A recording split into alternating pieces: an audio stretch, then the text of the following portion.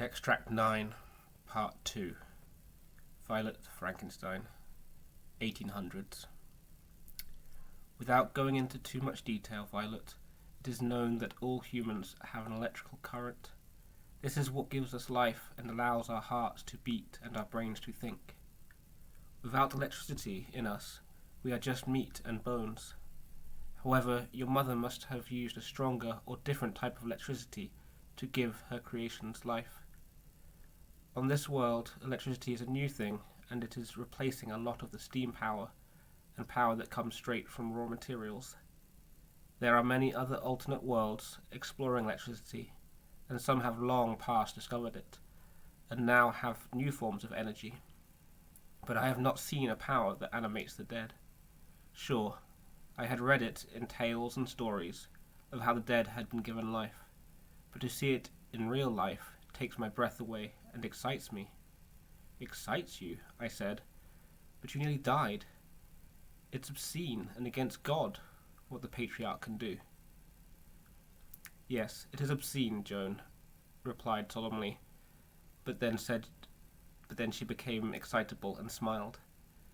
But it's something new, something that can be explored and used for good. When I report this to the other scriptorians, it will be decided how we move forward. But right now, my goal is to contain this problem, so no more of your people die. So where was I? She pondered with a stroke of her cheek. Oh yes, the electricity. Well, I guess that the animation of the dead woman was because of my weapon and the stunning pulse that hit the patriarch. It must have changed his electrical current output, and whatever gives his once dead flesh life was now giving life to the anything dead within close proximity to him.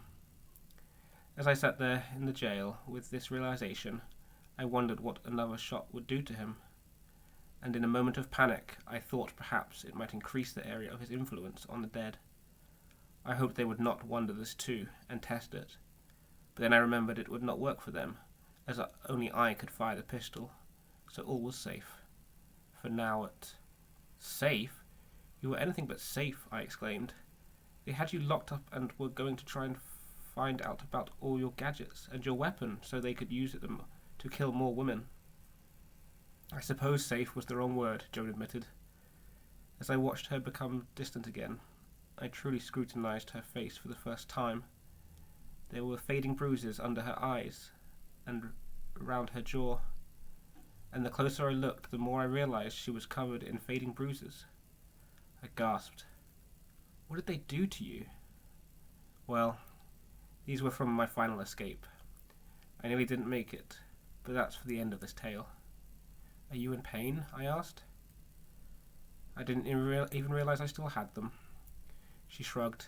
It seems I've become quite used to my face being beaten. I gasped again, and Joan went to explain. The first time they beat me was while they interrogated me, she said, shrugging as if it didn't matter. At first, it was the cruelest of the men who did it, but after a week of them asking me about my pistol and the rope that had vanished, the brother who had been most vocal came to visit me. He was forceful and enjoyed trying to beat the truth out of me. I'm so sorry this happened to you, Joan, I said, hanging my head in shame. It hurt me to think she had suffered so much from my mother's choices, and because I had not stayed to help her. It's all right, she shrugged and smiled. All part of the adventure, and just a downside to the wonders I get to explore. I was shocked by her casualness, but I guessed that her nature and her free spirit wouldn't let her dwell on the pain she went through. So that was months ago. What happened, and how did you escape? And how are we going to stop them? I wondered aloud. Well, I kept quiet and wondered if they would lose patience at some point and just kill me, but they didn't.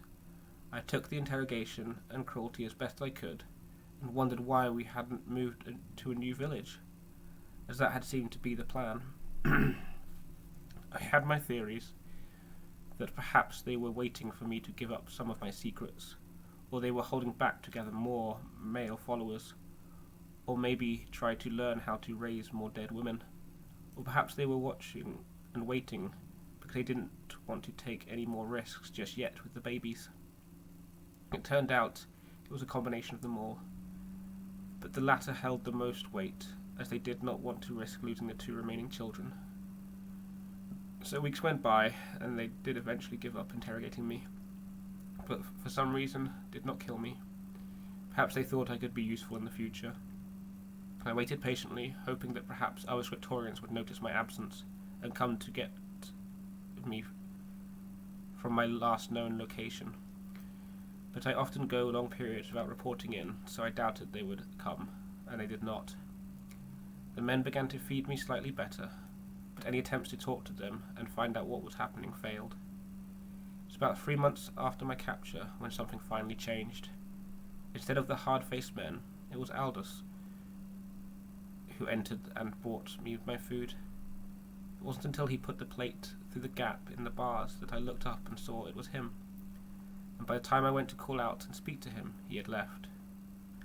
My hope had sparked, for I remembered the brief sympathy in his eyes when I had been knocked down. It was a tiny spark, but if I could speak to him, perhaps the compassion I saw could be reignited. I hoped with all my heart he would come again, and to my relief, the next day he did. "Aldous," I said when he entered, using as much kindness as I could. As before, I saw a flash of kindness and almost a smile, but it was instantly replaced with a blank mask. I knew he might be the key to help me escape, but I had to be careful. I didn't press him, and he put the tray of dry bread and broth through the bars. I tried to catch his eye to share a look of kindness, but no eye contact was shared. He then left. A week went by of this routine before he finally met my eye and I could give him a warm smile. He smiled back, and I stayed patient and didn't speak, but let him alone. Eventually, I plucked up the courage to speak. "Thank you, Aldous," I said one day. "Will you stay for a minute and talk with me? I'm so very lonely," I added. This seemed to have the desired effect, and instead of leaving, he stood still, looked behind him at the door hesitantly, and then nodded. "Thank you," I said again, when I saw that I had his attention. "How are you?" I asked. The question seemed to take him by surprise. From his reaction, I wondered if anyone had ever asked him that question before. A sad look came over his face, and I saw I had made a connection by just showing him that I was concerned. "I should not be talking to you," he replied. "If my brothers or father find out, I will be punished." "Why would you be punished?" I asked. "I'm sorry," he said, and before I could say any more, his giant form had crossed the short distance to the door of the jail, and he was gone. I didn't see him for a week, and I thought I had lost my chance. However, he did return, and this time he seemed more willing to talk. I didn't know what had changed at that time, but in the brief conversations that followed, I learned that he wasn't like his brothers and father, that ever since he had lost his son, they had treated him like a slave and outcast. His 2 brothers, Ernest and Charles, had been especially cruel to him. The conversation started off short and stilted, but as the weeks went by and his tongue loosened, I learned a lot of valuable information. He told me that his father and his brothers had all but forgotten about me, and no longer cared about what became of me. They were too busy planning their attack on neighbouring villages and towns. Aldous told me they were waiting until they had a big enough army of undead before they did anything else, as they didn't want to risk losing the babies like he had lost his. This was hard for him to talk about, and I tried to comfort him. I saw a lot of sorrow in him, but there was much kindness too. I tried to listen and gain the trust I needed to one day be able to ask his help to escape. As time passed, I found out that the Patriarch had been sending out groups of men to hunt and kill any woman they found. The dead women were then brought back and added to the corpse mound in preparation for attacking other settlements. Aldous said his father stayed clear of the pile so it did not animate, but when they were to attack, the plan was to animate them. He would stand in the centre, so the large group protected him, and they would be his army to enslave all women. He would eventually stop killing women, but only once complete power had been gained and the human men were able to take control. It was a grand plan, but I saw how they could actually do it with enough time. The Patriarch had to be stopped. Time was running out, and once they felt confident, they would start killing more women and taking over towns and villages one by one. When I asked Aldous about the possible date for attack, he said it seemed like it might be happening soon. Through my continued correspondence with Aldous, I learned about his curiosity to know of his own creation. He wished he could speak to the creator of his parents, and I told him about you and how you were Victoria's daughter, and in a way you and he were family. When Joan told me this, I recoiled, and she gave me a stern look, telling me to set aside my prejudice and to remember my mother's mistakes in misjudging her first creation. I hung my head in shame and said I would do better and not judge him by what the patriarch and his brothers had done, or because of the origins of his creation were death. It is hard to do, but Percy is my inspiration to do better. He would want me to be kinder to those deserving of such kindness.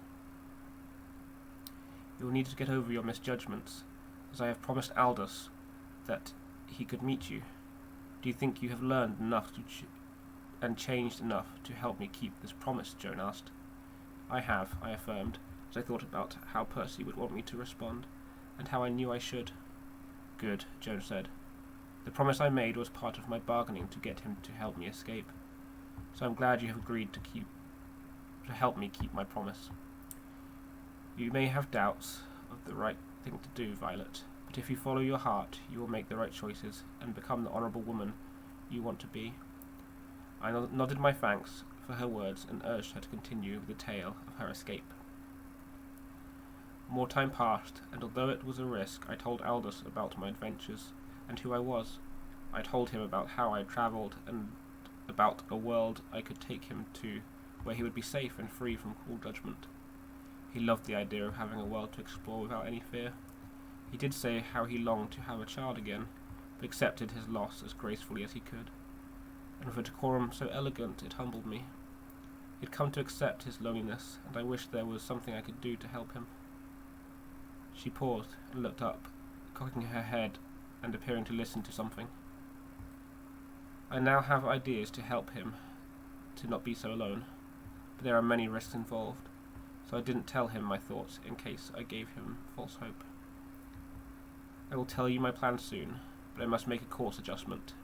She grinned as she said this and got up from her chair, went over to the helm and put her hands on the ears again. I sat there, filled with wonder that I was part of this. Her tale was overwhelming, and if I hadn't seen my mother's creations, or been on the flying machine, or met Joan in person, I wouldn't have believed a word of it. But who could believe the dead could regain an imitation of life, and these dead women were like mindless puppets for the patriarch? Who would believe such horrors could exist? I felt a shroud of unease and shame that I was part of it. I shook my head and looked around.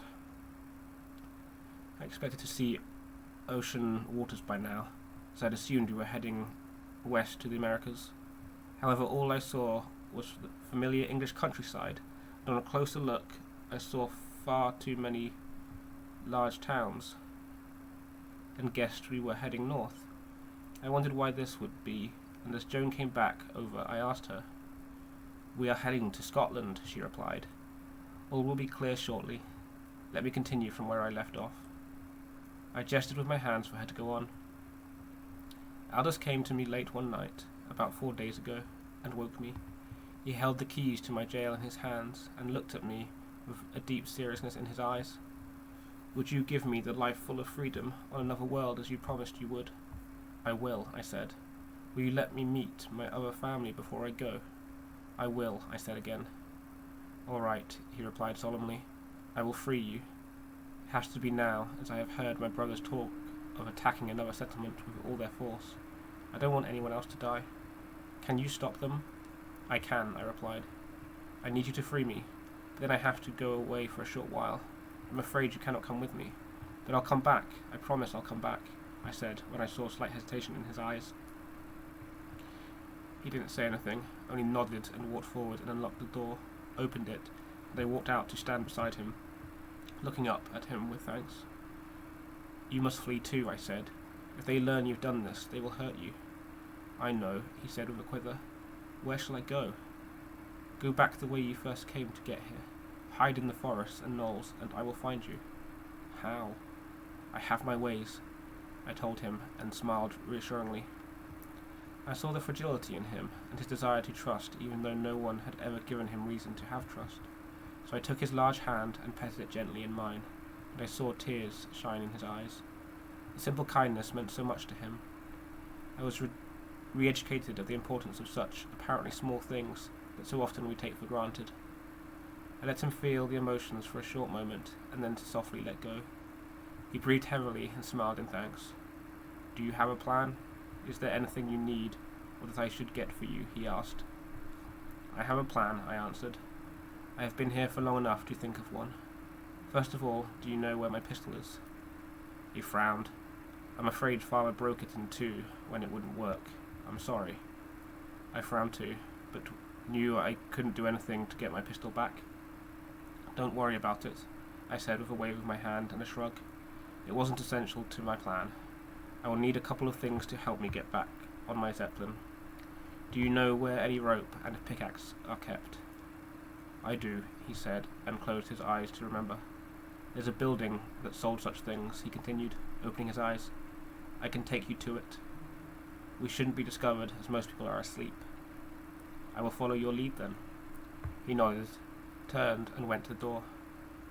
I then became keenly aware of how ragged and unclean I was. I put the thought aside and followed Aldous as he bent his head to pass through the doorway, and I held back until he turned and beckoned me to follow. The night air was cold, and the stars twinkled above. I kept to the shadows and tried not to make any noise. Aldous walked off the path and down the street as casually as possible, so he kept onlookers focused on him.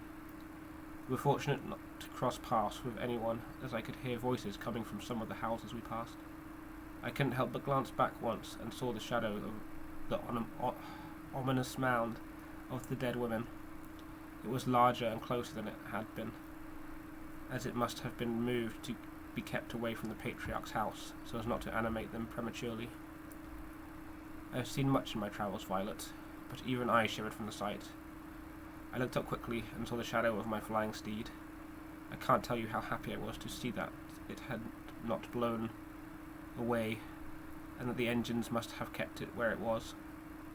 With confirmation of its location, I crossed the street when Aldous beckoned to me. We then entered a store where I found some strong rope and a pickaxe and tied an end of the rope to the axe.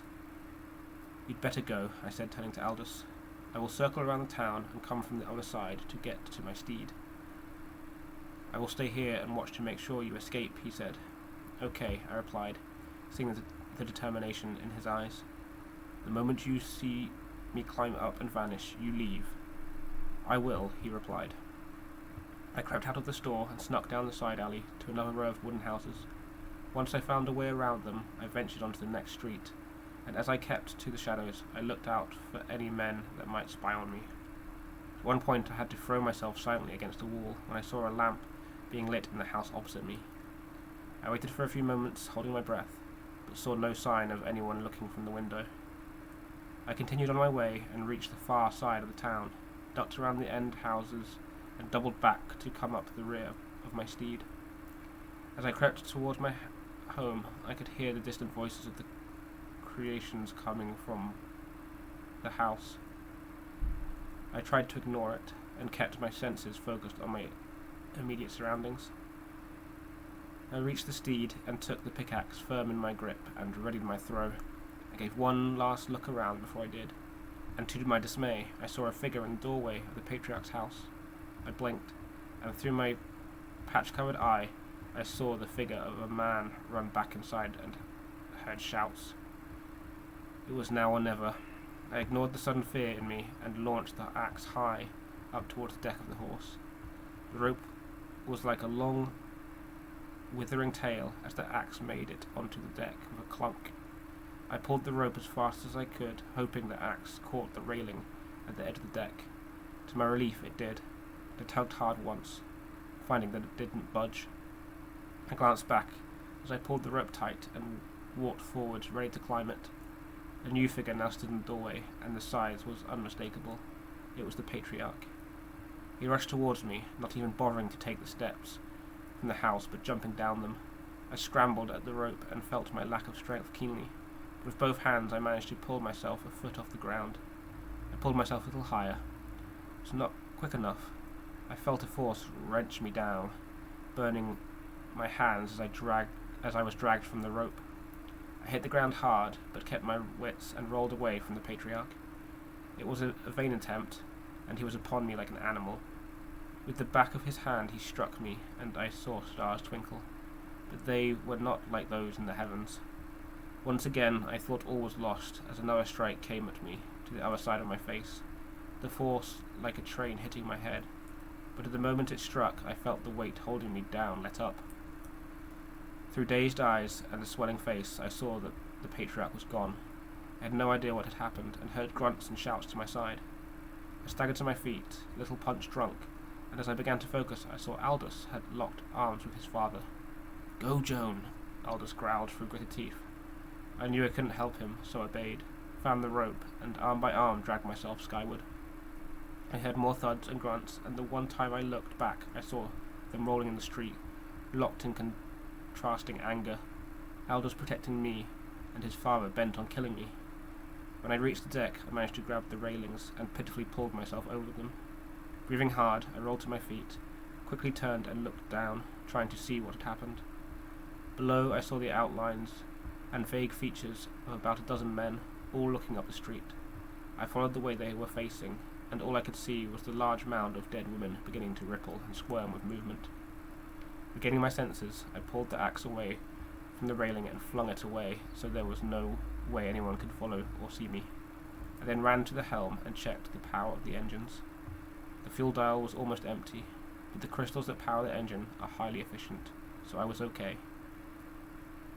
Zeppelin was facing the right direction, and for a moment I saw the bodies of the dead women separating and becoming distinct shapes. I grabbed the holds on the ears with both my hands and guided my ship forwards. As I passed over the women, I saw the patriarch striding forward. He was shouting orders to the men, and some of them had already gathered torches and were following him. I came in low and saw the patriarch looking up as he moved briskly in a direction I guessed Aldous had fled. The patriarch could not see me, and I pushed forward, leaving him and those with him behind. I then got some height and peered around to try and see Aldous. I had to make sure he was okay. It wasn't long before I saw a shadow moving swiftly towards the large forest on the side of some rolling knolls. I sighed with relief at his escape, and then focused and went below deck to add the fuel to the engine for the journey to find you and fulfill my promises to Aldous. Joan then stopped, and I took a moment to let it all sink in. "How did you find me?" I then asked, once I was a little more composed. "My eye keeps track of the location of all those I tell it to. It wasn't hard to find you, and it took about 2 days to get here across the ocean." "So what journey are we to take now, and why are we going to Scotland?" Both these questions are linked. We are heading to Scotland because that is where we need to be when we cross to another universe. Going to a different universe means we'll be in the same place and time. You see, it's not time travel or teleportation. We don't change our position in time and space. It's our position in reality that changes. Does that make sense? "Actually, it does," I replied, understanding the theory, if not the practical application of what she said. "Good," she replied. "Well, the plan is like this," and she took a deep breath. "It saddens me, but we need better weapons to destroy the dead women, the patriarch and the 2 brothers." "What about the babies?" I interrupted, thinking of what she had said about finding somewhere for them. "I have a plan," Joan reassured me. "I plan on keeping my promises to Aldous and giving him a new life. His brother's babies won't be harmed, and Aldous will raise them. It will be a small consolation for what he has suffered and lost. So we are crossing over to get the better weapons. But how are we getting them, and who from?" Joan smiled broadly. "We are going to see an old friend of mine. Her name is Emma of Clan Mitchell.